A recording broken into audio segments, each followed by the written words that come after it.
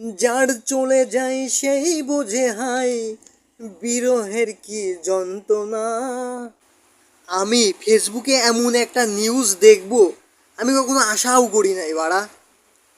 অভাবের তাড়নায় আত্মহত্যা করলেন কাঠ মিস্ত্রি খোকন চন্দ্র মণ্ডল।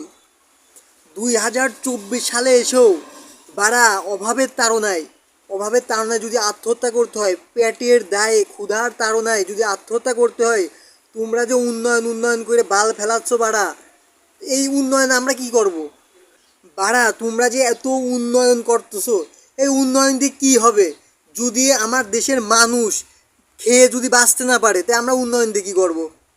আমরা কর্ণফুলী টানেল দিয়ে কী করবো? আমরা পদ্মা সেতু দিয়ে কী করবো? যদি আমার দেশের মানুষ এখনও যদি এই অভাবের তাড়নায় যদি মারা যায়, আমরা মেট্রো রেল কী করবো বাড়া? যদি আমার দেশের মানুষ খেতেই না পায়, বাংলাদেশের প্রতিটা জায়গায় করাপশন, এরই কোনো কথা হতে পারে? বাড়া বাংলাদেশের কোটি কোটি টাকা বিদেশে পাচার হচ্ছে আর প্রশাসন বসে বসে বাল ফেলাচ্ছে। বাড়া এই করাপশন ঠেকানোর মতো কেউ নাই, প্রতিটা জায়গায় করাপশন। বাংলাদেশের এমন কোনো জায়গা নাই যে যে জায়গায় দুর্নীতি নাই।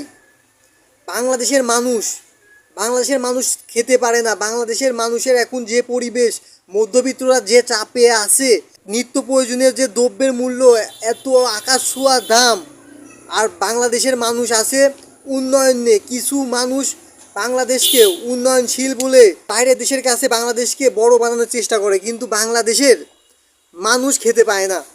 এই খোকন চন্দ্র মণ্ডলের মতো অনেক মানুষ আছে বাংলাদেশে, সবাই তার মতো জীবন দিতে পারতেছে না। সে বাসায় গেলে তার মুখের দিকে তার পরিবার, তার বাচ্চারা তার মুখ বুজে তাকিয়ে থাকে। এমতো অবস্থায় তার আত্মহত্যা করা ছাড়া কোনো উপায় নাই। বাড়া তোমরা শুধু উন্নয়ন উন্নয়ন নিয়েই আসো, যে বাংলাদেশে এত ঘটনা ঘটতেছে এই বিষয়ে কাউকে দেখি নাই কোনো মুখ খুলতে। এই রকম খোকন চন্দ্র মতো হাজারো মধ্যবিত্ত মারা যাবে, তাতে কোনো সমস্যা নাই। আর যারা বড়লোকস, তারা কোটিপতি, তারা বাংলাদেশের টাকা বিদেশে নিয়ে পাচার হয়ে যাবে, প্রশাসনের কোনো মাথা ব্যথা নাই। এটা কোনো ব্যাপারই না, এটা বাংলাদেশে এখন রুলস হয়ে গেছে। সিম্পল একটা জিনিস, কোনো কিছু ঘটেই নাই এমন একটা ব্যাপার। ভাড়া সত্যি এই নিউজটা দেখে অনেক খারাপ লাগছিল, মনে হচ্ছিল যে বুকটা ফাইটে যাচ্ছে।